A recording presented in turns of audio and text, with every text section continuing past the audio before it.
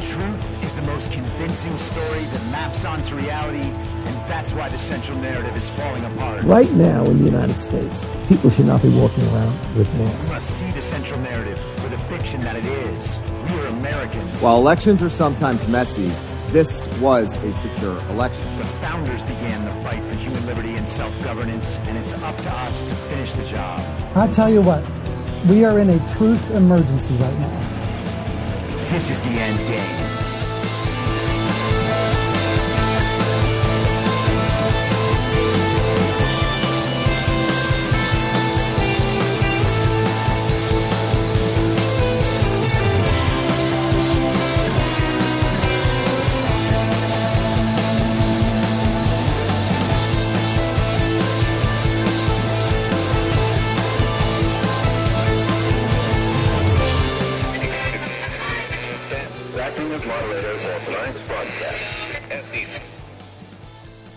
It's Thursday, November 9th, 2023, the 1023rd day of dystopia. I'm your moderator, Chris Paul. Let's be reasonable. A warm welcome and hello to all of you listening to the podcast on the day of its release. The only way to do that is by becoming a paid subscriber at imyourmoderator.substack.com. You can do so for as little as $50 a year or $5 a month, and in doing so, you will be supporting me, the work I do, and this show as it expands.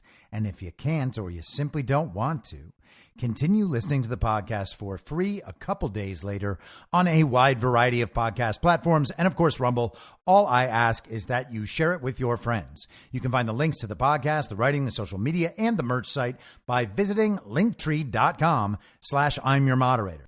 So I want to pick up today on something we discussed yesterday, and that is what our default assumptions should be when it comes to election fraud and the results of elections as reported to us.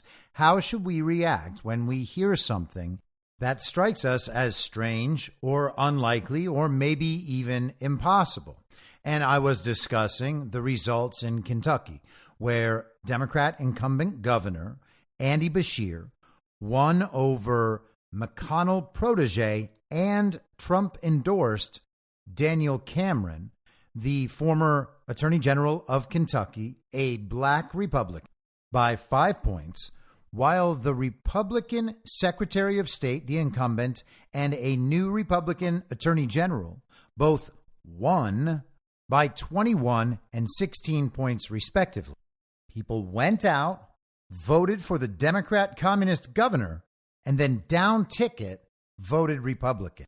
And that was true enough to account for a 26-point swing between the results of the governor's race and the results of the Secretary of State's race on the same ballot. And all of this in a state that Donald Trump won by 25 points in 2020. We are supposed to believe all of this because Andy Beshear is the progeny of a dynasty political family in Kentucky. Just the power of the Beshear name, the Beshear brand, was enough to get 26% of Kentuckians, I think that's what they're called, to vote Democrat for governor and Republican down ticket in a state that Trump won by 25 just a few years ago. Now, I want to be sure that I am absolutely clear about the claim I'm making here.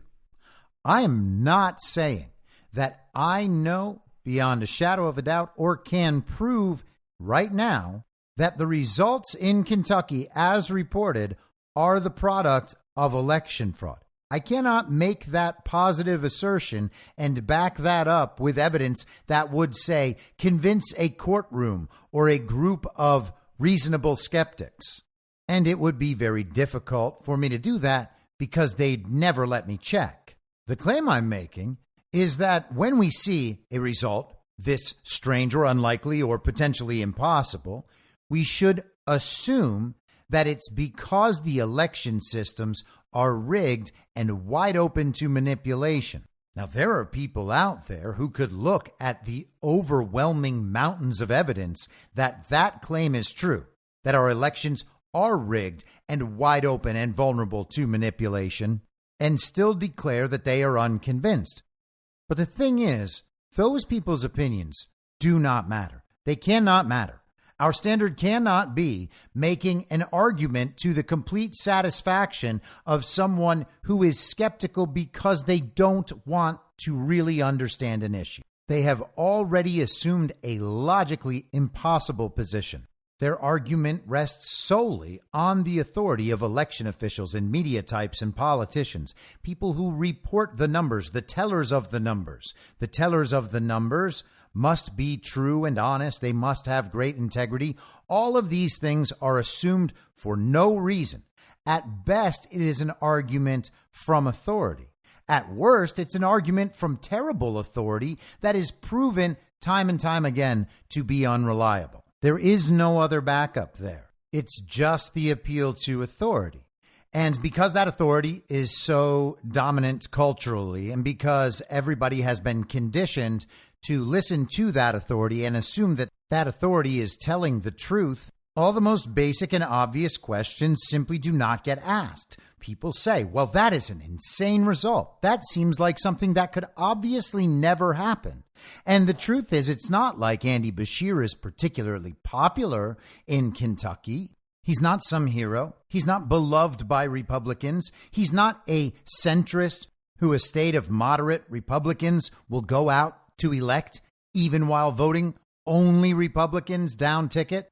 It's an absurd result, an absurd outcome, and the explanations for how anything like that could have happened are totally lacking. The explanations are Andy Beshear is from a dynasty political family, and he did a great job handling COVID in 2020. And I've been looking for the arguments. I have asked on Twitter, what is the convincing argument? Who is making this case? And then, of course, you get answers that depend on the elections already being free and fair, safe and secure, and the reported results reflecting the will and intent of the voter. Like someone will say, oh, it's because all the mail-in ballots came in, and you know mail-in ballots favor Democrats. Well, wait a second, what? Mail-in ballots are the easiest form of voting to defraud. We know how that system works. Telling us that Andy Beshear's win was on the back of mail-in ballots or late arriving ballots or any of that should only cause normal people to be more skeptical about the integrity of the election. And we are told this explains the question you asked. That question has now been answered. If you don't accept the answer, we're going to call you a conspiracy theorist. Think about what's happening here. Andy Beshear wins by 5 over Daniel Cameron. The Republican Secretary of State wins by 21, a 26-point difference on the same ballots. Republicans who voted Republican down ticket nonetheless went out and voted for Democrat Communist Governor Andy Beshear. That's an extraordinary result. How did that happen? Oh, it's because political dynasty family handled COVID really well and mail-in ballots. I mean, hey, it worked in 2020. Why wouldn't it work now? People have to believe all of those things, or else they're conspiracy theorists. And everybody has learned that by now. And to make matters worse, of course, you have 3 years of Con Inc. and the GOP establishment and elite, and of course all the Ron DeSantis fans saying that election fraud could have never happened. We have the rightful winners of these elections. Even if elections were rigged and manipulated in some places, there's just nothing we can do because the courts refuse to hear it. Our only response could ever possibly be attempting to win another rigged election in the future. And if we can't win, we're going to default to saying that the elections aren't rigged forever. Do you understand? We know the elections are rigged. We're going to say that they're not rigged. The only way to fix them being rigged is to win a rigged election. And when we lose it, knowing the elections were rigged, we're going to say that they weren't rigged again. That is the Republican establishment strategy, because all of those people have denied election fraud, even though it has put our country in its current state. They're not going to pull back from that. And obviously, their controlled opposition on the uniparty left is not going to pull back from that. So we have this percentage of the country that is intentionally covering up the basic, obvious truths about our elections. We know how they're doing it. We know why they're doing it. They will tell us how and why they're doing it, saying things like, you need to move on, or we're going to destroy the institutions if you keep doing this, or Trump can't win, so we need someone else. So we have a history of strange or unlikely or improbable or impossible election results. We have evidence from thousands and thousands of sources, people who have filled out affidavits. We have investigations that have been done in states, counties, localities all around the country over the course of years, consistently finding the same problems, the same type of problems, the same problems from the same sources, and all of that being interconnected. We have no suitable explanation for any of it. No one is allowed to check, and the people who are doing the reporting about these situations to the general public, which is the central narrative we all have to contend with, are all liars themselves, provable liars themselves.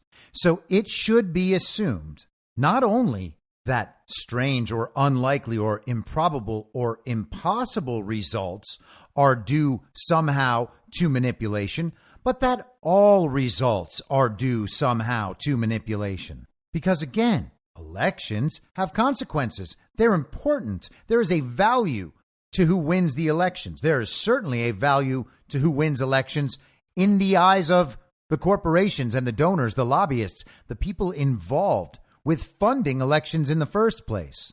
It turns out there is absolutely no reason to believe that our elections are ever legitimately decided. But like many of the obvious and most important truths about our world, people don't want to admit that because that means we need to begin making uncomfortable changes. It means we have to work a lot harder to verify what we're told when the matter at hand is something of great importance, like who gets to tell you how your life will be lived. And that is the power that the government is trying to amass right now. They hold a great deal of it already. And if that sounds like I'm exaggerating, think back to 2020 and think about what they made you do or made your peers do, your family, your friends, your community, your business, your state. That didn't happen by accident. The government did that. There was too much to verify too quickly. Too many people accepted information from authority and went along with it. And it became a fight that could not be won on a quick enough timeline to be able to prevent the disasters that ensued. And we saw essentially the same outcome after the 2020 election. It was obvious immediately to anyone who had been paying attention that the election was going to be stolen in advance and was stolen on the night of the election. The results, as reported the next day, were ridiculous. It took 4 days, and then the television announced that Joe Biden had won. And here we are 3 years later with a lot of people unable to admit to the obvious truth about what happened. The people who checked for themselves knew it was all a lie. The people who take their information from authority accepted what they were told, did as they were told, and supported what they were told. They knew they'd be punished for getting out of line. They knew they'd be incentivized for going along with it. They responded to the incentives, and many of them are still in the same position they were back then. Because they don't want to admit that they're wrong, they require evidentiary standards for changing their mind that they never required for forming the belief in the first place. They didn't require any standard at all other than it was said by people they trust on TV. And here we are. They still think that you are not even allowed to suggest that something in the election system may have gone wrong upon seeing strange, unlikely, improbable, or impossible results, because that would be a conspiracy theory. And so they ask for evidence and proof and push the burden on to you. And during that time between when the stolen election first occurs and when this sort of person actually has enough proof to be satisfied that they are wrong, which is never, the illegitimate government remains in place.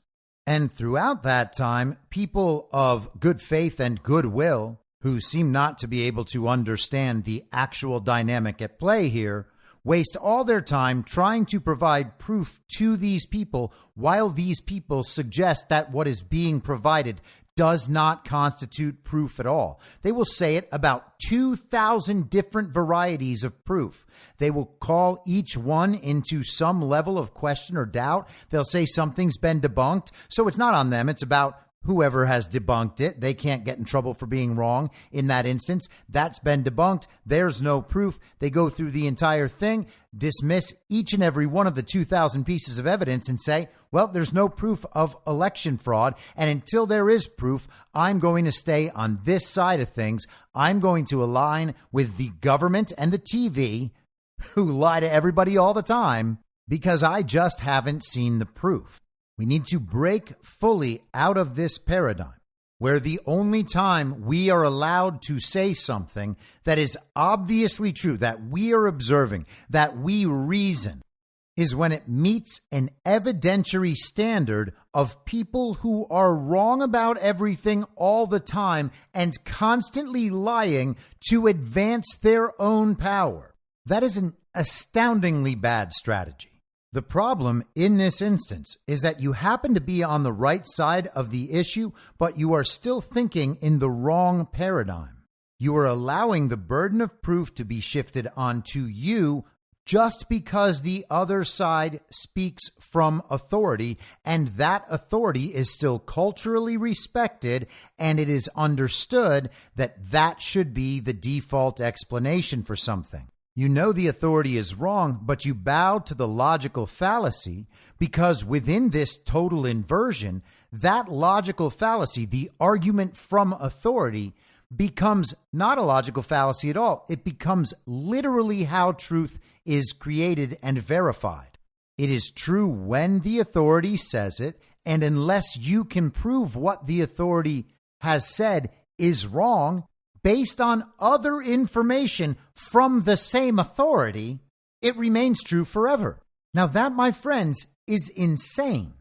Now, the problem a lot of people have with this is that they're not comfortable existing in a zero trust informational environment. They are accustomed to the understanding that there is a right answer to every question that can be asked about a range of issues, however many are brought up. Thousands, tens of thousands, millions of issues. Every day, new events, new facts. And we got to know about all of them or else we can't make our way through the day. How are we going to know about them? Well, we better just look to authority because we're not going to be able to figure it all out for ourselves. We don't want to go around with people thinking that we don't know anything about microbiology or gender transition hormones, or Formula One racing. Just think about all the subjects that people talk about. We need to know everything about each and every one of them, or else we can't make our way through the day.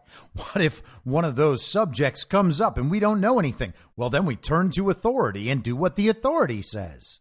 And it turns out there are just way too many issues and they're all too complicated, so we can't really figure out any of them. We better just listen to authority all the time. And that's exactly where we are right now. The problem is that even people who understand that these systems of authority are not worthy of the trust we put in them still fall into this pattern when it comes to subjects they just don't know about or don't feel confident in discussing. The question at the base of all of this is, what do we do in a situation where there is zero trustworthy information? We have a situation of zero trust, and all the information we have comes from sources for which we have zero trust. How do we operate in a zero trust environment? What's rational? What's responsible? What's moral? And I think the first question to ask yourself is, do I need to form a belief about this? Often you'll find the answer is no. And so then the best course of action is not to form a belief. Just be like, oh, that's interesting. That's information among other information.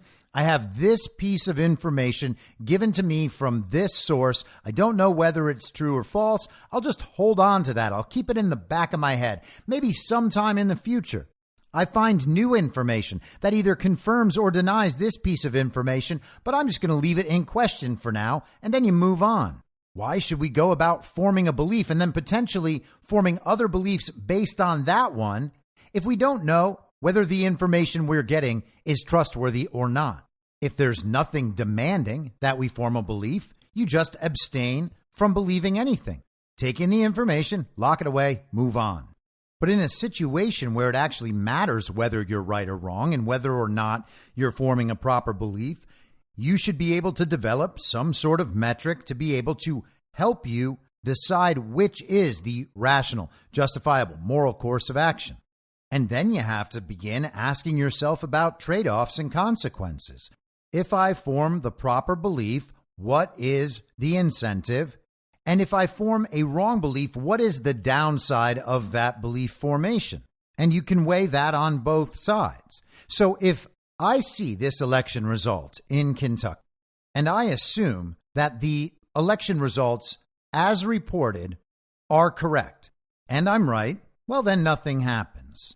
But if I assume that the election results are correct and they're not correct, and the wrong winner has been announced, then I am supporting an illegitimate candidate being brought into political office to make decisions not only for me, but for everyone in my family, my friend circle, my community, maybe my state or my country.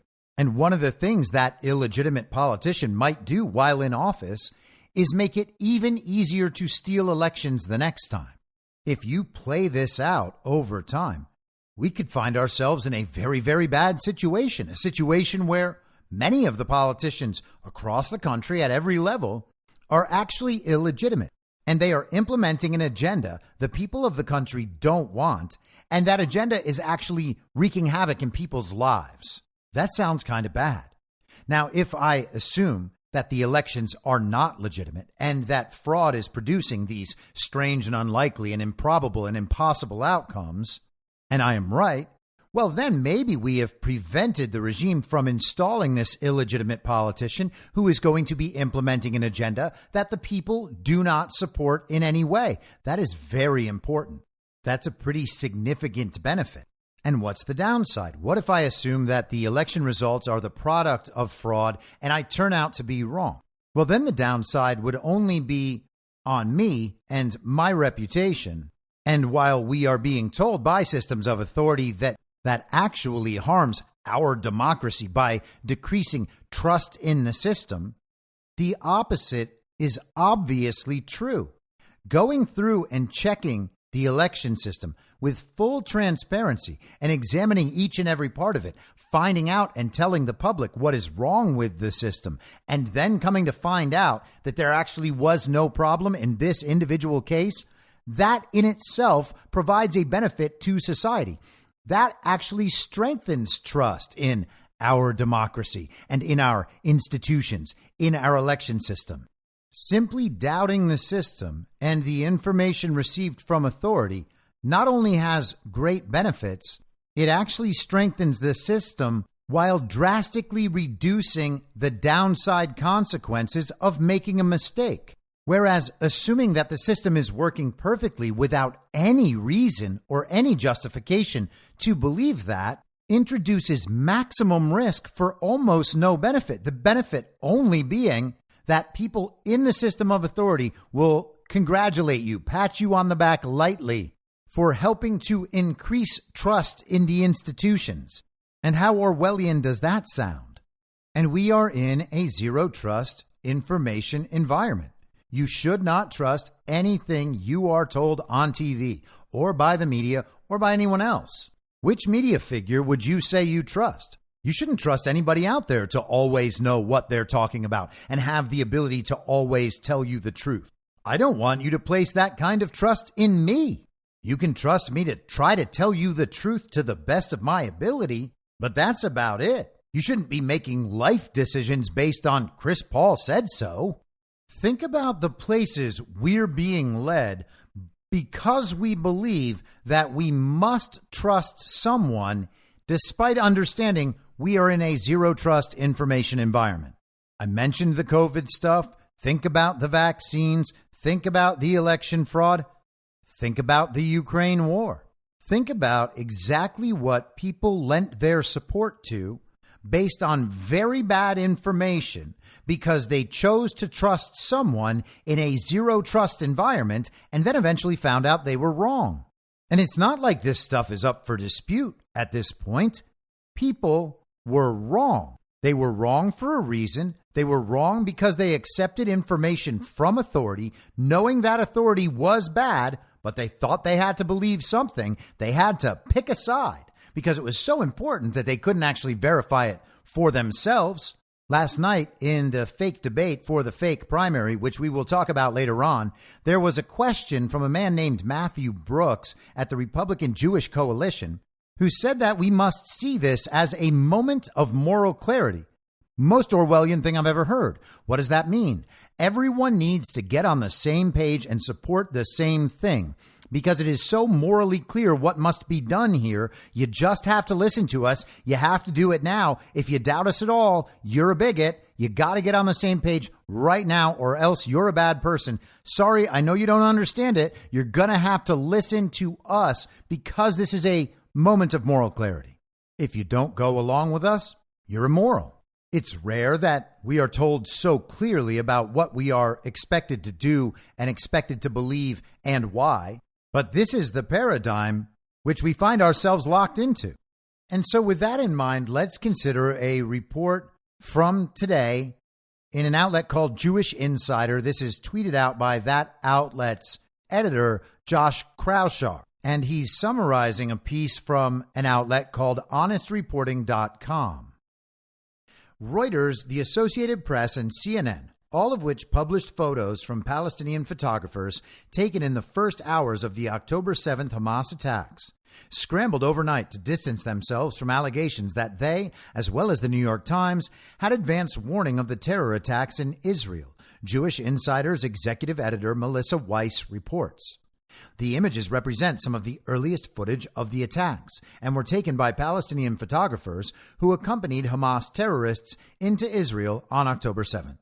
A report published yesterday by NGO, Honest Reporting, found that at least 4 photographers whose work appeared in the outlets were on the scene in the initial hours of the attack and called into question the journalistic integrity of the photographers, whom the report notes just happened to appear early in the morning at the border without prior coordination with the terrorists. After the report's release, a photograph of Hassan Eslaya, whose photos were used by CNN and the AP in their coverage of the attacks, posing with Hamas official Yahya Sinwar, the mastermind of the October 7th attacks, began to circulate. CNN said it had severed ties with Eslaya, but said it did not have, quote, any reason to doubt the journalistic accuracy of the work he has done for us, end quote.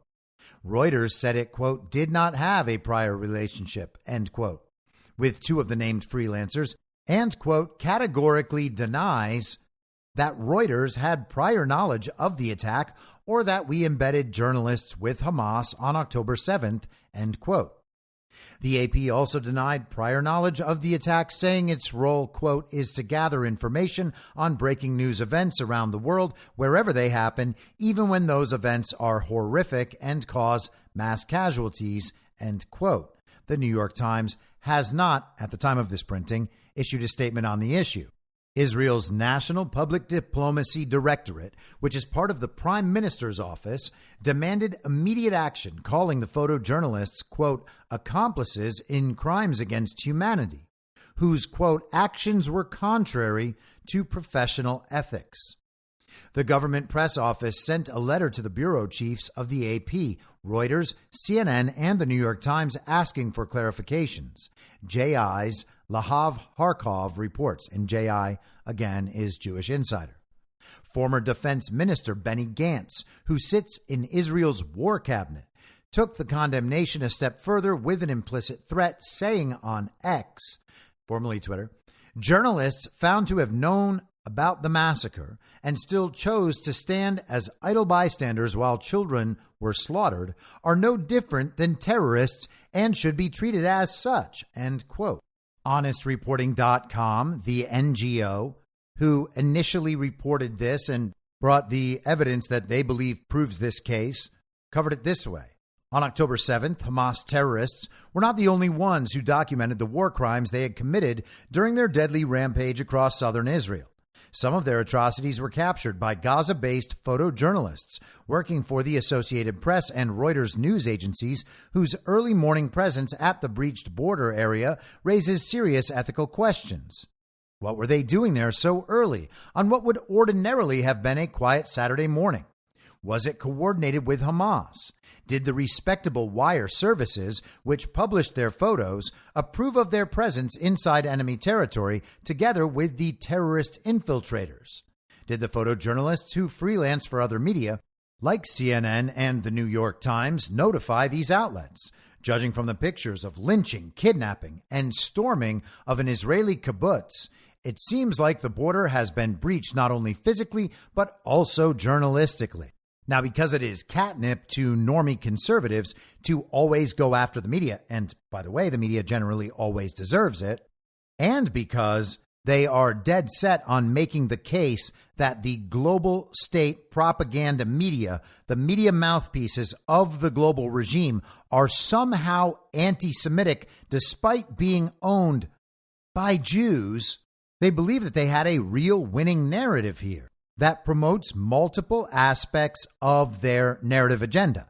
And we'll come back around to that in just a second. The New York Times today put out this statement.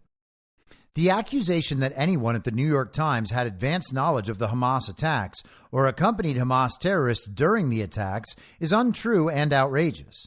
It is reckless to make such allegations, putting our journalists on the ground in Israel and Gaza at risk. The Times has extensively covered the October 7th attacks and the war with fairness, impartiality, and an abiding understanding of the complexities of the conflict. The advocacy group Honest Reporting has made vague allegations about several freelance photojournalists working in Gaza, including Youssef Massoud. Though Youssef was not working for the Times on the day of the attack, he has since done important work for us. There is no evidence for Honest Reporting's insinuations. Our review of his work shows that he was doing what photojournalists always do during major news events, documenting the tragedy as it unfolded. We also want to speak in defense of freelance journalists working in conflict areas, whose jobs often require them to rush into danger to provide first-hand witness accounts and to document important news. This is the essential role of a free press in wartime. We are gravely concerned that unsupported accusations and threats to freelancers endangers them and undermines the work that serves the public interest. Noah Pollack of the Washington Free Beacon responded to that statement, writing, "Notice what this statement does not say, that the New York Times' photographer didn't have advanced notice of the Hamas attack. Quite an omission. It also says New York Times, which ran headlines falsely accusing Israel of bombing a hospital, has covered the war with fairness and impartiality, LOL." Now, Pollack is making the distinction that the New York Times said it did not have advanced knowledge of the Hamas attacks, but did not say that this freelance photographer, who occasionally works for them, did not have advanced knowledge. Now, there are a couple interesting aspects of this that are worth noting. One is the interplay between intelligence organizations and media organizations. And in this particular case, that matters even a little bit more because we know the relationship between intelligence organizations and terrorist organizations. So we have an interplay of three things that we already know to be linked in many cases. The fact that the journalists were already there and embedded and on the ground and able to film these attacks indicates that they almost definitely had prior knowledge of the attacks, or at least that something was going on, and did not bother warning anybody. And that is the cause of the freak out today. But it's strange that people who are pushing the war agenda for Israel, the very, very pro-Israel people out there who just want to see all of Gaza razed, they want Palestinians to be glassed, as they were calling it a few weeks ago. those people are going hard after this because they know that they'll get a win by attacking the media, and they can also frame the media as anti-Semitic, which can be used as cover anytime there are reports of Israelis actually killing a whole lot of innocent civilians. And that is what's happening. Regardless of what your opinions are about what you think happened on October 7th and since, and which side you think is morally right or wrong, the reports of civilian casualties inflicted by Israel are numerous, and they're not being denied. They're being rationalized and justified by those on the pro-Israel side. And so that's the primary discussion being had within the controlled opposition dynamic. But I think the more important discussion concerns the realization that there was foreknowledge of these events, not only by the attackers, by Egyptian intelligence and by Israeli intelligence. There was also foreknowledge by these people associated with the media. So a whole lot of people knew about the paragliding go-karts in advance, but didn't actually alert anybody. Not the people who would have been attacked by these paragliding go-karts, and not the world through social media or through major media outlets. And the intelligence organizations who knew about it didn't end up doing anything to stop it. And so the paragliding go-karts were able to invade, somehow evading the most magnificent defense forces in the history of the world across the world's most secure border. And now we have to go to World War III. And if we don't, in this moment of moral clarity, you're a bigot. Now, we are only 1 month into this narrative. We are 21 months almost into the Ukraine narrative. And what have we seen over the course of those 21 months? We have seen that narrative fall apart almost completely. And Vivek Ramaswamy went pretty hard after that point last night in the debate. And I will play that clip in just a few minutes. That Ukraine narrative has fallen apart almost completely. And that should matter a lot for the people who spent months with a Ukraine flag emoji next to their screen name on their social media profiles, the people who hung Ukraine flags off the front of their houses and put Ukraine flag bumper stickers on their cars, the people who supported transnational global regime businesses with their little Ukraine fundraising efforts, the people who put the comedic actor Volodymyr Zelensky into photo shoots and magazine articles and invited him to speak in front of the Congress, the people who said that the Nazi battalions who've been there for 80 years and received funding from the U.S. and training from the CIA weren't actually Nazis because the comedic actor is said to be Jewish. What does it mean that they supported all of that for reasons that no one even takes seriously anymore? And it's not like this is the only issue where people have accepted opinion from authority, adopted the prescribed belief, promoted the proposed reaction, and then found themselves in a position of moral culpability, whether or not they want to admit it, for terrible consequences and fallout in the real world as a result of what they've promoted. And again, they're not going to admit it. They're not going to find themselves partly responsible in some sense for promoting the United States sending all sorts of money over to Ukraine as tens or hundreds of thousands of people died in the interest of winning a war that they had no chance of winning. They're just going to go on with their lives, and they will employ the same decision-making process again. And we see it happening every single day, even for people who understand that we are in a zero trust information environment. You can't know one way or the other, and people still think they have to form a belief, and that the safest belief to form is the one that they are being told to form because everyone else is forming it. Not only will you be on that island virtually alone, but everyone else on that island with you, they're all bigots, just like you are. So there was all this foreknowledge of these attacks.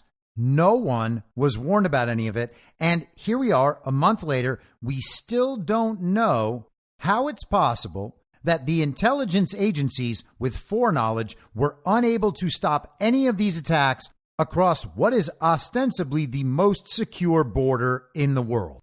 And despite not being able to get answers to those questions, we are still supposed to support absolutely whatever is proposed, or else we are isolated, or else we are bigots.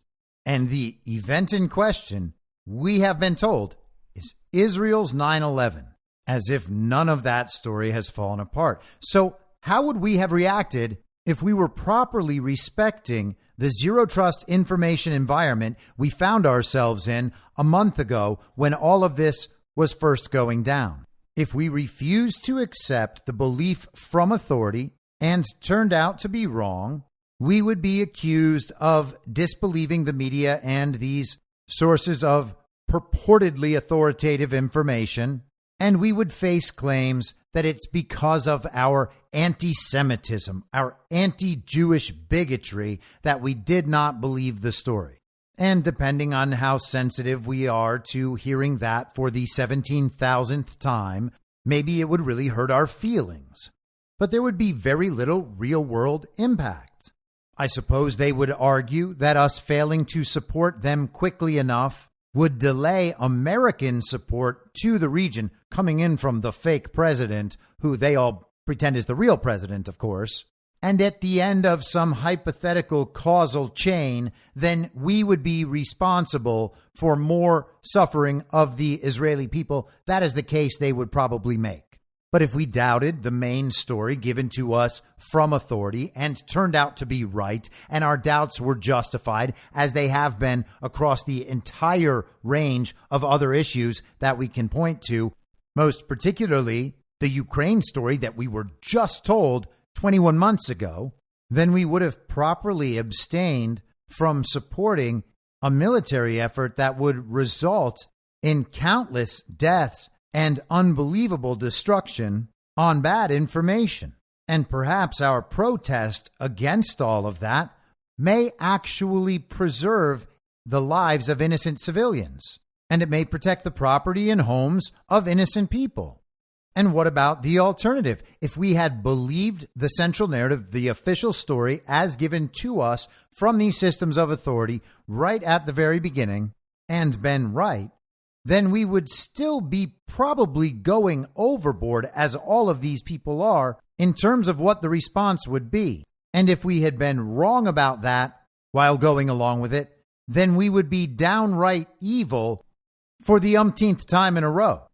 Knowing that the intelligence services knew in advance, and now knowing that media organizations and others knew in advance, and that no one was warned, and that no one stopped this, despite all the security forces, despite the secure border, there is basically no justification for thinking that the official story, as told, could ever possibly turn out true. It'll probably only get worse from here as we go on and learn more. And by giving our consent to the official story, knowing that we are in a zero-trust informational environment, we have made ourselves morally complicit in atrocities once again. It's not that we are abstaining and can be blamed for being overly skeptical when receiving information from authority that we know to be bad and dishonest with an agenda. It's that we have positively committed to and promoted mass death and destruction over something we turned out ultimately to be completely and totally wrong about, and something we could have known we were wrong about at the beginning. And why does this happen? Because we believe it is our responsibility to form beliefs about everything, to take a side on everything, rather than refusing to accept a belief communicated by authority until that position has been suitably substantiated. A paragliding go-kart attack across the world's most secure border that was known about in advance by the attackers, the media, and the intelligence services of the side being attacked, and all of that justifying World War III, is an extraordinary claim, and one that we cannot just accept in a zero-trust information environment. We need to respect the zero-trust information environment, especially when the stakes are the highest, when the issue about which you're forming belief really, really matters in your life and other people's lives. And it does in these situations. And we need to understand that. What is the impact of us giving our belief and giving our consent to these causes that we are told we must support by authority that lies to us constantly? How long will we go on like this? And how long can we afford to go on like this? When we're talking about a situation that involves mass casualties and destruction and death, then we're talking about a situation where if we are wrong, then what we are supporting is genocide. That's not something I would be comfortable supporting after seeing a few pieces of content online from people I know to be liars about every other issue of consequence for years in a row. And the same thing is true, of course, for election fraud. And rather than understanding the zero trust information environment and the trade-offs that must be considered when forming belief in a zero trust information environment, we just continue going full speed ahead. And so let's talk about the fake debate in the fake primary that was hosted by and broadcast on NBC News, where all the questions that will be asked assume the truth of each and every official story that comprises the central narrative, and the candidates, by and large, will agree that all of that is true and then have a discussion about the truth of stories we already know to be fake. We have a mainstream media debate for mainstream media candidates asking mainstream media questions and getting mainstream media answers about mainstream media fake news stories. And we are meant to take all of this seriously and discuss the substance of the debate. Naturally, I was watching the reaction on Twitter as the debate was taking place, and the DeSantis simps were out there talking about how Ron gave this or that answer, and this was very serious. Oh, that was a good question, and what a good answer supplied by Ron. Oh, there's so much substance in this debate, and we are supposed to take all of that seriously and talk about the substance. Oh, Ron gave this answer about that issue.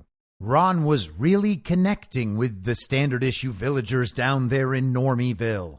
Let's show how serious he is.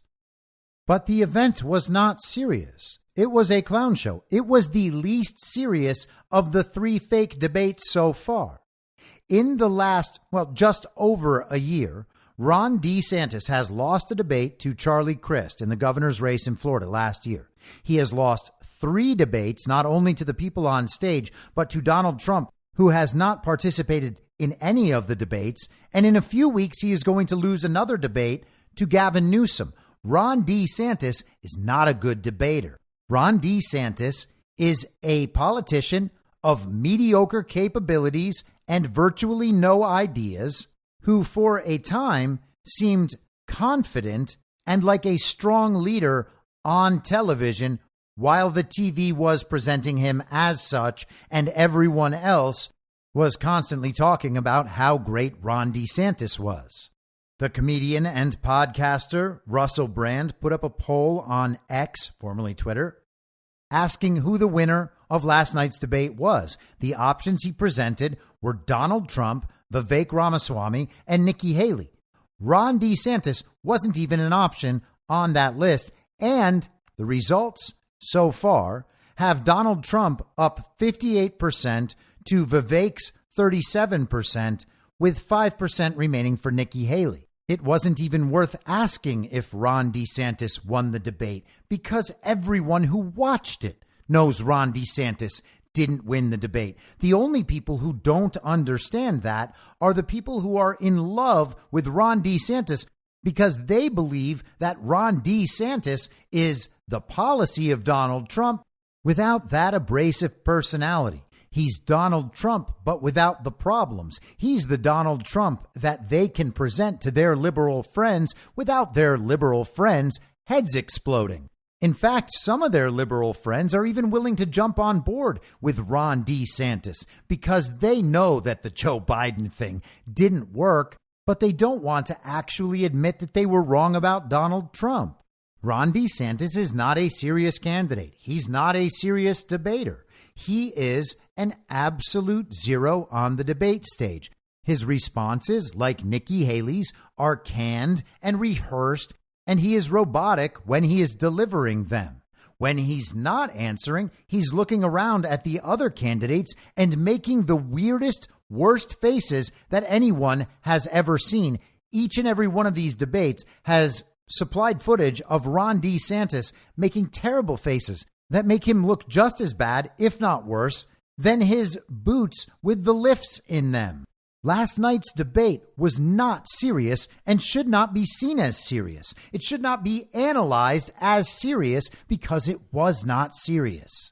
The substance isn't worth discussing because the whole thing is a charade. Again, last night was the most embarrassing of the three debates, and all of the debates have been embarrassing. It seems like the only person who even understands what's happening in those debates is Vivek Ramaswamy, who uses the platform to create separation between himself and the other candidates. He understands that the other candidates on that stage have made absolutely no impact. Ron DeSantis was supposedly the GOP's next rising star, and his career has been ruined. And again, it's always worth mentioning that the Ron thing could be a kayfabe op, sure. It could be a pro-Trump red team op. Maybe they are just trying to make Donald Trump look good, waste all the donor money, expose all the rhinos.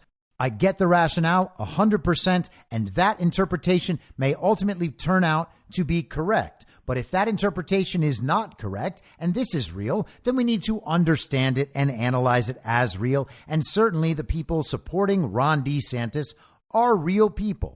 Think of it the same way you think of Joe Biden. Is Joe Biden a fake president? Yep. Did he get 81 million real lawful American votes? No way in hell. But are there real people out there who actually support Joe Biden, who actually have a real world impact on American politics? Yes, there are. So therefore, that aspect must be dealt with, and it must be at least understood on their terms in order to properly deal with it. We can't just assume that the Ron thing is an info op and ignore it completely. It would be nice if we could, but we can't. Now, I don't want to be accused of being too biased against Ron, so I am going to share one of Ron's answers in full. This is the first answer from the first question at the debate, delivered right to Ron. Please, Ron, tell us why it is necessary to have you be the candidate and not Donald Trump. You can decide for yourself if you think Ron DeSantis is really bringing the heat and giving substantive answers, and whether I am being irresponsible or biased in not taking seriously the substance of Ron's answers and going through them issue by issue. Here is Ron DeSantis pitching his candidacy for President of the United States. For all of you, Donald Trump is the first ex-president in more than 100 years to run for the White House again, and he remains popular among Republican primary voters as his legal challenges mount. Governor DeSantis, let me begin with you on this one. Speak to Republican voters who are supporting Donald Trump. Why should you and not him be the Republican nominee to face Joe Biden a year from now? This country is in trouble, and the elites that have put us here, they don't care about you. They don't care that you're having to grapple with higher grocery prices or have higher gas prices. They don't care that your family's less secure because of the open border that's allowed drugs and even terrorists to come into this country. Well, I care. I am not going to sit idly by and let this country continue its downward spiral. We need leadership, and we need it now. I'll take the hits. I'll take the arrows, I'll take the slings, because ultimately it's not about me. It's about you. I will fight for you. I will make sure to lead this country's revival, and I will win for you and your family. Actions speak louder than words. We don't have time for excuses, and it's not something that we're going to be able to have all these distractions. As a veteran, I will get the job done. Now, if you look where we are now, it's a lot different than where we were in 2016. And Donald Trump's a lot different guy than he was in 2016. He owes it to you to be on this stage and explain why he should get another chance. He should explain why he didn't have Mexico pay for the border wall. He should explain why he racked up so much debt. He should explain why he didn't drain the swamp. And he said Republicans were going to get tired of winning. Well, we saw last night, I'm sick of Republicans losing. In Florida, I showed how it's done. 1 year ago here, we won want a historic victory, including a massive landslide right here in Miami-Dade County. That's how we have to do it. So I promise you this, as the nominee, next November I'll get the job done, and as president, I will deliver. Your time is up. Let me turn to Ambassador. So that right there is apparently the argument about why you should choose Ron DeSantis rather than Donald Trump. He claims that Donald Trump failed to finish the job on a number of the things he set out to do. And naturally, of course, that only makes sense if you pretend that Donald Trump did not win in 2020 and would not have had a second term to complete those things. And then you would have to ignore the fact that Ron DeSantis is specifically working to cover up the fact that our elections are stolen in this country. He wants people to believe the idea that Donald Trump should be at these debates for some reason, as if he needs to lower himself to arguing with these morons as NBC News asks him questions. And then you just have to buy his vague and dishonest case that he has done all of these spectacular things for Florida that he simply has not done, and that he is the most likely to win in a national election a year from now because of an election result last year in Florida that once again assumes our elections are free and fair, safe and secure, and that the reported results accurately reflect the will and intent of the American voter, even though we know they don't. And then, of course, you have to overlook the fact that that entire response was scripted and canned and contrived and delivered with Ron's usual level of chip on the shoulder, whiny bitchiness. Why doesn't anyone pay attention to me? I'm clearly the best. How come none of you understand that? Now, that's how Ron progressed through the rest of the night. He got more questions about more issues and answered them in that same fashion. He had an answer fully prepared. He went out and delivered that answer. He wanted to sound strong and confident, and his goal was to hit on all the points consistently made over and over again throughout online DeSantistan. So we went through a round of answers about how each candidate should be supported rather than Donald Trump. The only one of them who gave even a passable answer was, of course, Vivek Ramaswamy, who said that Trump did a good job with everything, but that there's some portion of the country Trump turns off. And at the very least, it's good to have some new, fresh blood in there. Now, I don't believe that case is remotely compelling in any way at all, nor do I think Vivek Ramaswamy is honest or authentic. So his candidacy and his responses mean absolutely nothing to me. It's similar to how I described Ronna Romney yesterday. I don't care if she sounds good. I don't care if she sounds bad. She is irrelevant. She is not a decision point in anything. She is not having enough of an impact to even care about. She is a narrative element among other narrative elements, and Vivek Ramaswamy is the same. Vivek was the only one who understood what was actually going on last night. The point of it was to make narrative impact and separate oneself from the other candidates. He is the only person who did that. There are no other answers from anyone else in the entire debate, even worth discussing, except to make fun of. And most of those examples revolve around Nikki Haley. For whatever reason, NBC's moderators decided to focus the first hour entirely on foreign policy issues, none of which were discussed in any real depth. The candidates were basically just taking opportunities, outside of Vivek, of course, to offer Israel their total unconditional support in whatever way Israel could ever possibly want it. Nikki Haley once again reiterated that a foreign country could do with her whatever they pleased. If she was fortunate enough to be president, she would listen to Israel tell her whatever Israel wanted, and then she would make sure that the American taxpayers would have their indentured servitude extended long enough to provide all of that to Israel whenever they ask. Chris Christie took a question later in the debate about American energy and figured out a way to turn his answer into a promise to Israel to supply them with whatever military force they needed whenever they wanted it. The debate last night was basically four neocon stooges acting as the bachelorettes trying to win a rose from the military-industrial complex and Vivek Ramaswamy making fun of them for doing so. This is reportedly the line of the night. And I say reportedly because this is the one everyone's focused on, but I do not think by any stretch that it is the best. You and the candidates we just heard on this issue, on what you would tell the Prime Minister? Not in terms of what I would tell the Prime Minister, no. In fact, I would go one step further. The founding vision of Israel was based on the idea that they don't want to depend on anybody else's sympathy or direction in defending themselves. So what I would tell Bibi is that Israel has the right and the responsibility to defend itself. I would tell him to smoke those terrorists on his southern border, and then I'll tell him as President of the United States, I'll be smoking the terrorists on our southern border. That's his responsibility. This is our responsibility. That's how we move forward. But I want to be careful to avoid making the mistakes from the neocon establishment of the past. Corrupt politicians in both parties spent trillions, killed millions, made billions for themselves in places like Iraq and Afghanistan, fighting wars that sent thousands of our sons and daughters, people my age, to die in wars that did not advance anyone's interests, adding $7 trillion to our national debt. And Joe Biden sold off our foreign policy. Joe Biden's son, Hunter Biden, got a $5 million bribe from Ukraine. That's why we're sending $200 billion back to that same country.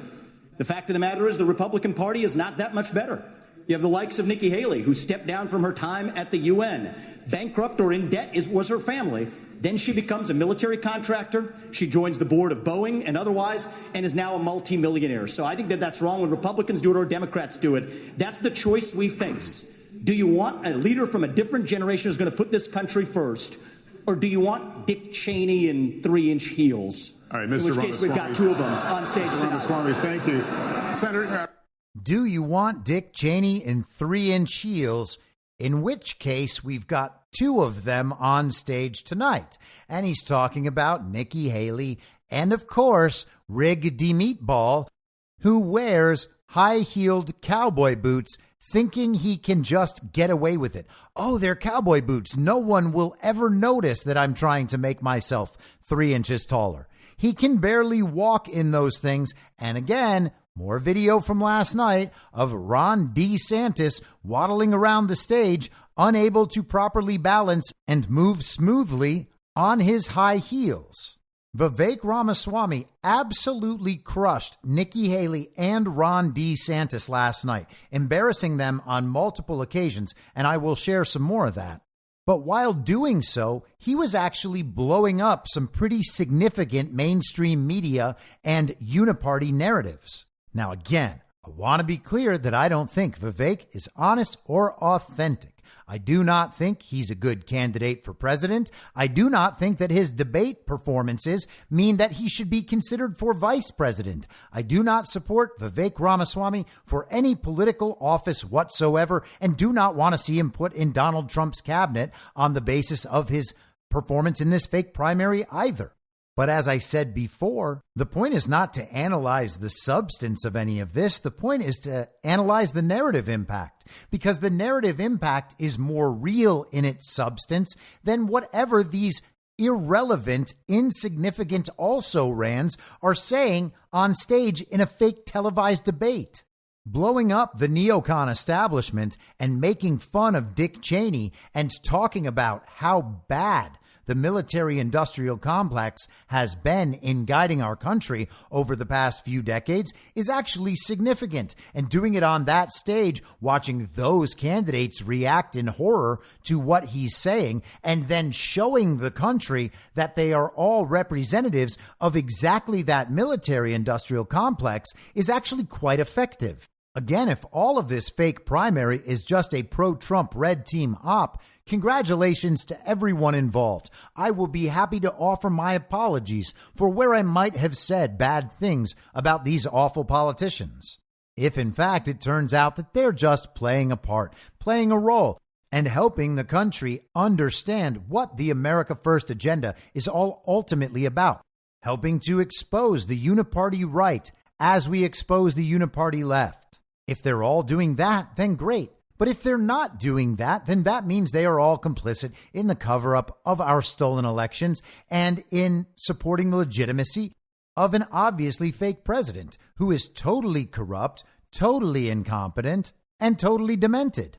And not only do they not get to be president for that, they should be held accountable for their roles. All of these people should be involved in the election integrity effort, not supporting the fake president's legitimacy and complaining about the job he's doing. Here is another of the big Vivek Ramaswamy moments from last night.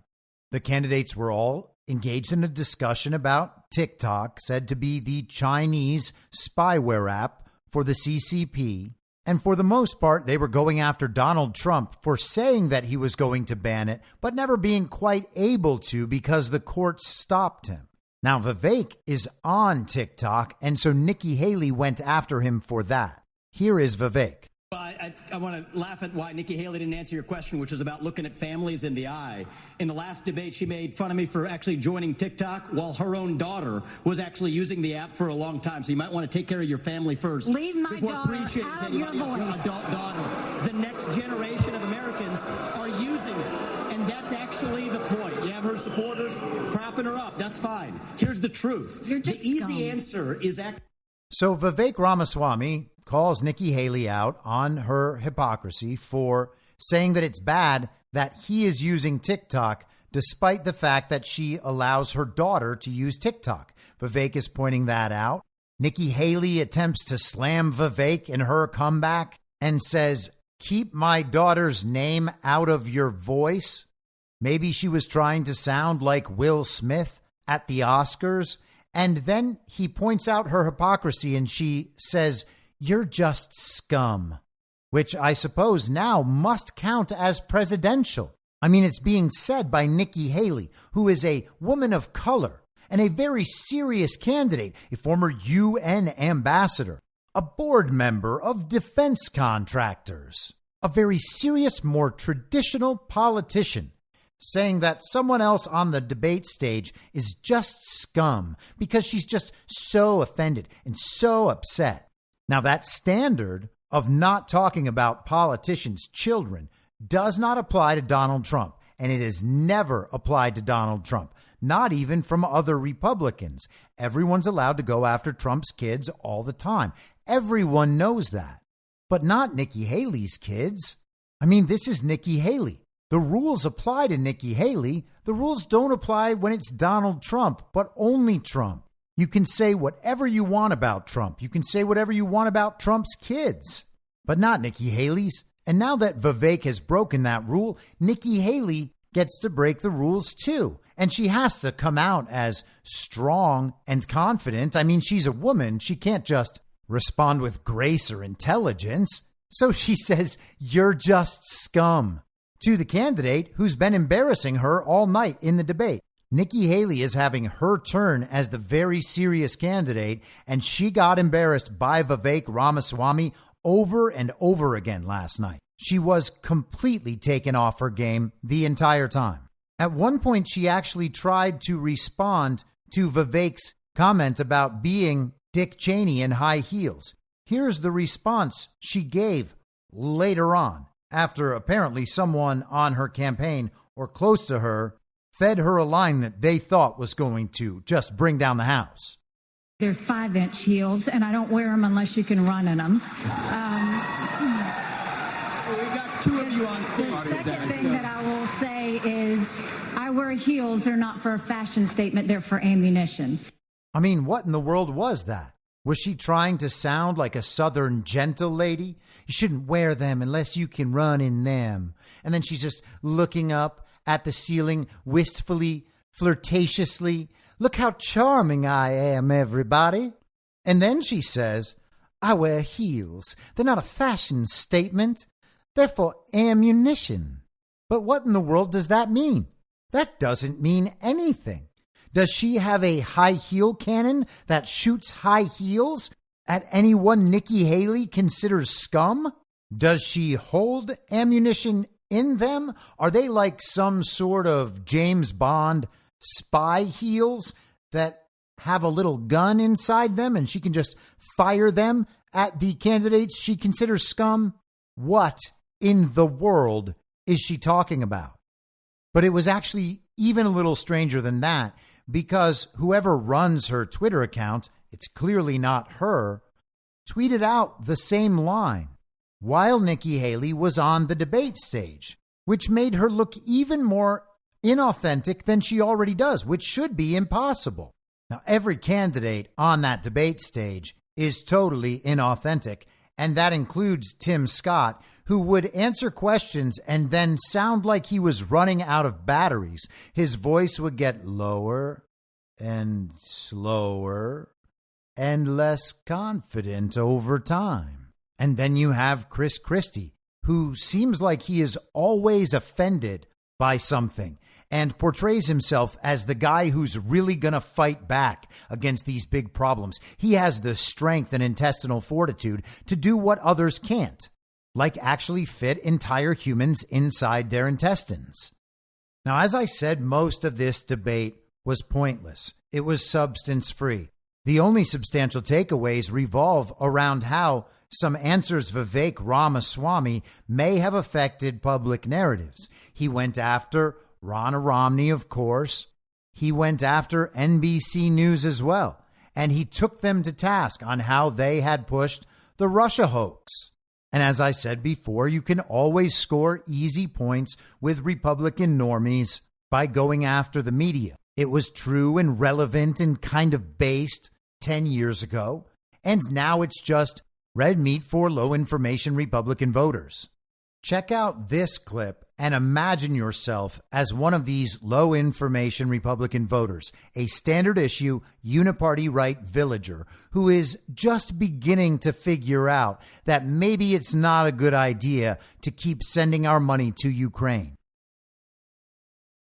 It has consolidated all media into one state TV media arm. That's not democratic. It has threatened not to hold elections this year unless the U.S. forks over more money. That is not democratic. It has celebrated a Nazi in its ranks, the comedian in cargo pants, a man called Zelensky, doing it in their own ranks. That is not democratic. More facts for you that you won't hear from the mainstream in either party or the mainstream media. The regions of Ukraine that are occupied by Russia right now, in the Donbass, Luhansk, Donetsk, these are Russian-speaking regions that have not even been part of Ukraine since 2014, that other people probably couldn't name those provinces for you. Those are the hard facts. And so to frame this as some kind of battle between good versus evil, don't buy it. And I'd like the likes of the sharpest of the war hawks on Ukraine, Nikki Haley, to have some accountability and answer. Do you want to use U.S. taxpayer money to fund the banning of Christians? That is actually what's happening. They're using the Ukrainian Orthodox Church. They have banned them. The Ukrainian parliament just did this last week, supported by our dollars. And I think you owe it to the American people, Nikki, to at least this one time at least condemn. Thank you. That's time. At least to condemn their banning of Christians. Mr. Ramaswamy, thank you. Mr. Ramaswamy, thank you. Ukraine, a country that bans opposition political parties, that has banned Orthodox Christians, and that is celebrating a Nazi in its ranks, the comedian in cargo pants, Volodymyr Zelensky. And he's right. You don't hear that from the mainstream in either party, and you don't hear it from the mainstream media. Nor do you hear about the fact that those lands are occupied by Russians and have been independent from Ukraine for years, that there has been an ethnic civil war being waged in those lands. And by the way, Vivek didn't mention this, but they've all voted for referenda, making them part of Russia. How come we're never told about those things? Imagine being the sort of person that had gone along with the Ukraine thing for the last 21 months, and then you hear that. And then you find out, no, actually, you know what? That is really true. Think about how that landed for all those people who didn't properly respect the fact that we are in a zero trust information environment. And then let's get to what I believe was the best moment from Vivek last night. Thank you very much. Let's go to Mr. Ramaswamy now. Your 1 minute. We've talked a lot about foreign wars tonight, but we're in the middle of a war right here at home. It's a war not between black and white or Democrat and Republican. It's between those of us who believe in our founding ideals and love this country and a fringe minority who hates the United States of America. And I think it's going to take a commander-in-chief to lead us to victory in that war, who first of all knows that we're in a war. Second of all, can't be captured by the special interests along the way. But third is from the next generation, somebody with fresh legs to lead us to victory. I'll shut down the deep state. I'll declare economic independence from China. I'll keep us out of World War III, and then revive national pride in this country. I also want to close with one message to the Democrat Party. End this farce that Joe Biden is going to be your nominee. We know he's not even the president of the United States. He's a puppet for the managerial class. So have the guts to step up and be honest about who you're actually going to put up so we can have an honest debate. Biden should step aside, end his candidacy now so we can see whether it's Newsom or Michelle Obama or whoever else. All right, just Mr. tell us the Ramaswamy, truth so we can have an honest debate. You got to love that. He just went out on a debate stage in an albeit fake debate in a fake primary, but something that people watched, and said that Joe Biden is not a real president right now. He said that he is a puppet of the managerial class. I would suggest that his realness as president actually exists somewhere far beneath even being a puppet of the managerial class. But it is good that average Americans who don't pay a lot of attention to politics, or who do pay a lot of attention to politics, so they think, but what they're really just doing is consuming a lot of television content. It's good for them to hear this as an acceptable public narrative. This is actually something that, quote unquote, serious people talk about in public. So again, there was no substance to be had last night outside of the narrative breaking done by Vivek Ramaswamy. He took a lot of publicly accepted narratives, information delivered from authority, believed with no justification, people misunderstanding and failing to respect a zero trust informational environment, and turned them on their heads. He may have broken some of them irreparably. None of that suggests that he should be president or vice president or even be taken seriously in politics. But he did perform a certain role last night, and I think it's probably productive. I'm happy with the results of his performance, even though it changes obviously nothing for me in how I view him or any of this situation revolving around this fake primary. But that's the big takeaway. He did severe damage to the Republican establishment a night after the reported election results and the narratives that would have to come out of taking those election results seriously did severe damage to the Republican establishment. Things are going very, very, very poorly for the Republican establishment. Look at what they are displaying as the best among them. Nikki Haley, Ron DeSantis, Tim Scott, and Chris Christie. The entire Glenn Youngkin project is now a failure. Kim Reynolds in Iowa and Chris Sununu in New Hampshire, both backing that loser, Ron DeSantis, who lost a debate to Charlie Crist, lost 3 debates to these also-rans, is about to lose another debate that he chose to have against a man who isn't even running in Gavin Newsom, and loses every debate to Donald Trump, who's not even participating. The Republican establishment is a mess. They're losing in every way imaginable, and they're trying to blame it on Ronna Romney McDaniel so that they can move her aside and install their own person as the chair of the RNC. And even that narrative is failing. This is from today by Patrick Howley at nationalfile.com.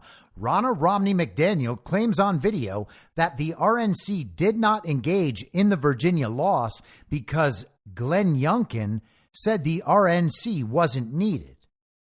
Republican National Committee Chairwoman Ronna Romney McDaniel claimed that Virginia Republican Governor Glenn Youngkin told the RNC that his team did not need help from the RNC in the recent legislative and local elections, so the RNC did not engage with the Virginia Republican losses on Tuesday. She made these comments from the spin room at last night's debate to Larry O'Connor, a host on WMAL radio in Washington, D.C., who was doing a live stream for the pro-DeSantis outlet Town Hall. Here is what Ronna said. You know, the RNC's not a state committee. We're a federal committee, right? Your candidates can take unlimited state dollars and your governor can take unlimited state dollars. And he actually said, we don't need you guys here. Larry O'Connor followed up saying, I just want to clarify one thing quick, though. The RNC had no involvement in these elections in Virginia per Governor Youngkin's request. Rana replied, we were told in the summer they didn't need us, that they had all the money and they were good. So that was a conversation. Now that's strange, isn't it? For all of those establishment Republican media influencers, all those people to be shifting the blame for the loss on Tuesday night to Ronna Romney McDaniel. And again, I have no love for Ronna McDaniel. I'm not defending her. I don't care about her at all. She is an irrelevant character in all of this. Very likely stuck playing a role as the captain of the RNC Titanic after it has already hit an iceberg and is almost fully sunk. But what in the world are these people doing blaming her after she was told specifically in Virginia and probably other places that they didn't want her help?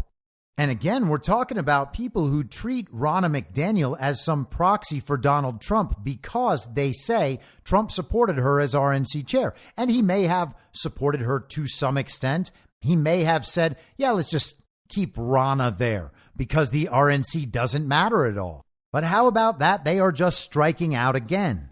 And how was this debate received? This is the Hollywood Reporter from today. TV ratings. Third Republican debate slumps.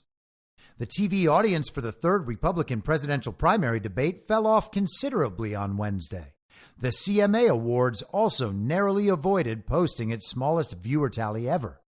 The Republican debate aired on NBC, but not cable siblings MSNBC or CNBC, and drew 7.5 million viewers on the network, Peacock, and other streaming and digital platforms. That's down from 9.5 million for the second debate on Fox News. These events have no draw without Donald Trump, and people generally, by and large, are not watching them. And yet, we are still told by major conservative influencers and the mainstream media outlets like Fox News that these are real debates in a real primary and that these candidates have a real chance of being the Republican nominee, what with Donald Trump's indictments and potential convictions. Then we get a ridiculous clown show from the NBC moderators and everyone on the debate stage about mostly foreign policy and issues that do not affect the lives of normal Americans. Not a mention anywhere of election fraud and manipulation. No mention of BRICS or the problems with the American fiat currency. No mention of the emergence of the multipolar world order. They're just all reciting their prepackaged positions about what people seem to care about on social media. The entire thing is an absolute farce. It is a joke. And the only person involved who seems to realize it is Vivek Ramaswamy, who either intentionally or inadvertently ended up skewering the entire system and exposing it for the ridiculous and immoral waste of time that it is. And while all that's going on, Donald Trump holds a rally in Hialeah, Florida, that was attended by thousands and thousands of people. Now, DeSantis supporters have tried to make a picture go viral today, a side shot that shows Trump on stage and the end of the bleacher section on Trump's right side that was very sparsely filled. They claimed that no one showed up at Trump's rally and people left early. Now, I have no idea when that picture was taken or when some people in that section may have left. It also could have been at the beginning of Trump's speech and they hadn't come back from whatever little break they were on for the bathroom or a water or to stretch. But anyone who actually watches the video of that rally last night or sees any of the pre-show activities like on RSBN or something, speeches by Roseanne Barr, Kimberly Guilfoyle, Donald Trump Jr., the entire place, including all of the bleachers, was packed for hours. They are all there to see Donald Trump. The idea that people aren't showing up for Trump rallies is preposterous. The DeSantis team has tried to sell this narrative that Donald Trump isn't the guy that he was in 2016. You heard Ron say that at the debate. They try to say he's old, he's slowed down, he didn't get the job done, and he doesn't deserve another chance. It's time for some new blood in there. You know, someone who can win a rigged election. And all of that, of course, is nonsense because Donald Trump is still quite clearly the leader of the free world. He is, as it stands now, the only significant figure in American politics and the only person of substance worth taking seriously, which means it's no surprise that he is constantly presented as a person of no substance who should never be taken seriously. And we are expected to see that as true even when he is put in relation to a man wearing high-heeled cowboy boots and a woman who thinks that her high heels are ammunition. But I just want to share a couple of moments from the Trump rally speech last night so we can compare seriousness between these Republican candidates and compare their visions for their potential future presidency. Assuming and pretending for a second that we can actually believe any of those five candidates on stage about what they would do. But here's Donald Trump assessing the situation. Just think of it, 7 years ago tonight, on November 8th, 2016, the American people delivered the greatest election victory probably that the world has ever seen. Probably so. The only one that's going to be more important is the one that's coming up in 1 year from now. It's going to be more important, I think. On that magnificent day, you didn't just crush the dreams of a person that we used to call crooked Hillary Clinton. We don't call her that anymore. We call her beautiful Hillary. Because we use the word crooked for the president because he's crooked as you get. You stood up and smashed the grip of the globalists, the warmongers, the open borders lobby, the outsourcers, and all of the liars and leeches who had been sucking the life and blood right out of our country for years and years. And for 4 great years, we dealt the radical left maniacs and special interests one historic defeat after another because we put America first. It's very simple. They weren't too happy about it either, were they? Every day since our 2016 victory, that was some year, the sick political class we defeated has been trying to scratch and claw their way back into total control over our lives. They are working so hard. It's actually all they're good at. They're bad at policy, they're bad at everything, but they're only good at that, and they're really great at cheating in elections, but we're not going to let that happen. They've put you, me, my family, and our country through hell, but in the end they will fail and we will win because we will never stop fighting to save the America we love.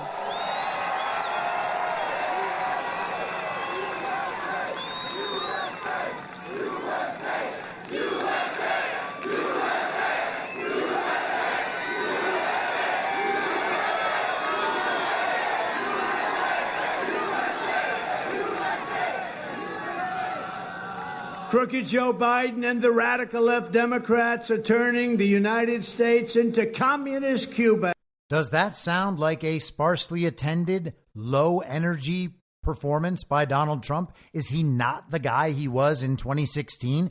Why is Ron DeSantis lying about Donald Trump to the American public? Why is his campaign totally centered around lying about Donald Trump to the American public? He has nothing else going on for him, and neither do any of the other candidates. None of those people should be taken seriously at all. Donald Trump is the only person who reliably understands what exactly is happening in the world and has the skill set and wherewithal and motivation to actually do something about it. And we still get the narrative that he is not serious. He's not a serious person, as we so often hear in the standard issue villager chatter online. They're always telling us who is and is not a serious person. It's all just so ridiculous. At some point before they all drift off into permanent irrelevance, you might think they would take a pause and notice that none of their analysis makes any sense because they have to ignore the most important fact about what's going on right now, which is that Joe Biden didn't win the election and our elections are stolen. The only person who takes that into account is Donald Trump, which is why he's the only one who can talk about any of these issues with any sort of authority or confidence. He's the only person who deserves to be taken seriously because he's the only one who can muster a baseline level of knowledge and honesty about the most important issue. Here is Trump last night talking about our stolen elections. The second question I get is, will they do it again, sir? And you know what they mean. Will they do it again? Will they cheat again? Because they cheated like a bunch of dogs. Will they do it again? And we have the best everything. They're going to try. Look, that's all. You can't win elections when you say open borders, bad education, high interest rates, high taxes, tremendously big and impossible regulations, weak on every nation, not respected by anybody. The United States right now is a laughing stock all over the world. They don't respect our president. They respected me. They don't respect our president. They don't respect anything about us. And then you're supposed to win an election. They win their elections by cheating. That's what they do. That's the only way. You can't win an election with open borders. And I don't even care if they're liberal as hell. When you see people pouring in from these mental institutions and from jails, from Africa, from Asia, from all over Europe, and from South America, it's not just South America, who the hell is going to vote? They cheat like hell. And I will say it. I've been indicted for saying it. And yet they used to say that about me in 2016. The election was rigged. The election was stolen. We're going to put up a slate of electors against Trump. You know who did that? Thomas Jefferson did it many years ago, and it's been done many times. But in 2016, they even tried to get me on Alabama, and I won it by like 45 points. They said he cheated on Alabama. I said I won it by 45 points. I must have cheated by a lot. It's a great state with incredible people. But they did the same thing. When you look at Maxine Waters, watch the way she talks. Look at Tlaib today, what she said, the mouth, the horrible things she said. Look at some of the things that they say. They want you to walk into that restaurant and knock the hell out of them, they said. Right? All of the horrible things they said, and far worse than that. And nothing happens. But if we say peacefully and patriotically, oh, that's so threatening. These people are sick. They're sick. And we're not going to let them get away with it. We're not going to let it happen. And it happened once. It's not going to happen twice. You know, we did much better the second time than we did the first. I say it proudly. We did much better the second time. You know, we won in 2016. And then we got millions and millions of more votes the second time. Never happened to a president. Usually a president will, if they win, they'll win with less votes than they got the first time because people get bored. You know, he's a boring guy. I don't think I'm too boring, but he's a boring guy. I got the largest number of votes ever gotten by a sitting president, and I got the biggest increase. There's never been somebody. I went from 63 million to, I believe, over 75 million. And that's been recorded by them, not by me. How about the real number, okay? How about the real number? Are we supposed to pretend that Donald Trump does not know the real number or something closer to the real number? Donald Trump was the president of the United States of America, the commander-in-chief of the United States military, and the plenary authority on classification in the United States federal government. He had the best access to information of anyone in this country, and quite possibly anyone in the world. He continues to say he has proof. He continues to say he is going to show proof, and he has never changed his story about the elections being stolen. The people themselves have seen plenty of examples, plenty of evidence, overwhelming evidence of countless varieties And yet people are still betting on the other side, that no one is going to figure out our elections are stolen, that no one is going to figure out Trump won, even though over 2/3 of the country already understand it to be true. Donald Trump's not relaying some outlandish conspiracy theories to a handful of people at a sparsely attended event because he just can't let go of the political power. And he wants to get all the donation money, $5 and $10 at a time, from normal, hardworking Americans.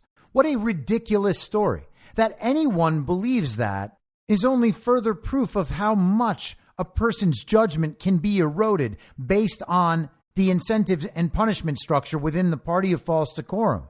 And because of the fact that they have to believe something within this zero trust information environment.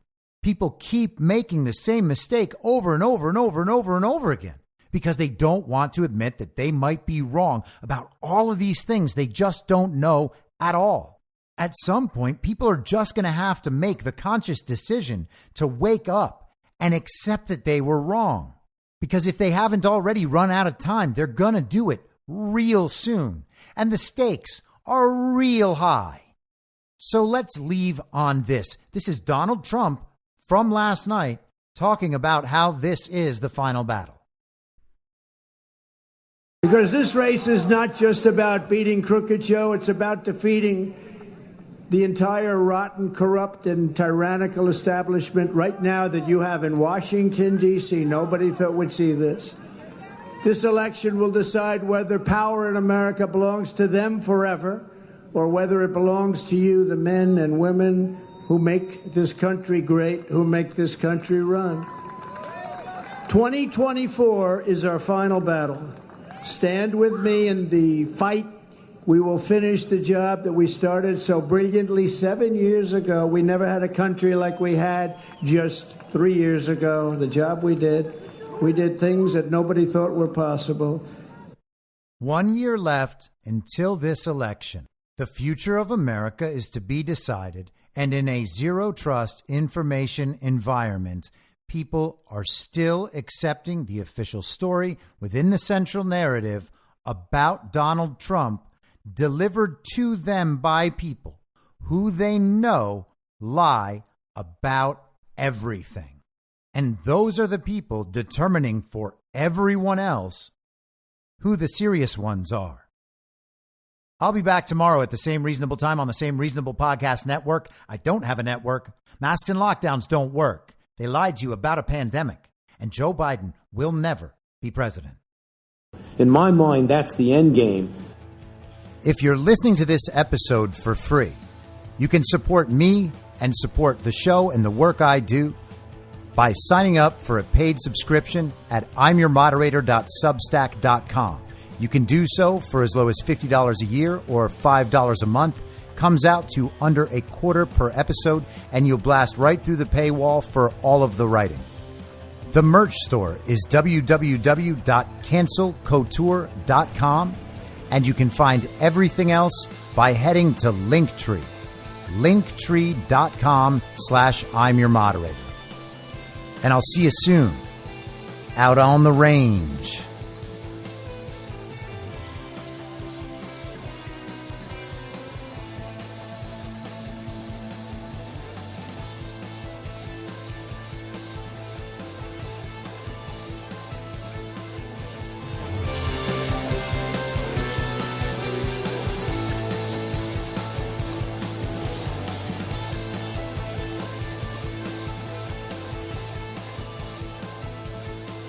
It's happening!